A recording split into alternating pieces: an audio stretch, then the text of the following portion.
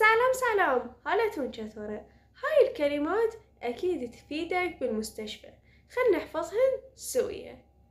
دكتور دكتور، بيمار مريض، دارو دواء، نسخة راجيته، درد ألم، سردرد صداع، معاينة فحص، فشار خون، ضغط الدم، تب سخونة، سرفة قحة، عطسه عطاس، شکستگی کسر، بخیه خياط، أمبولانس إسعاف.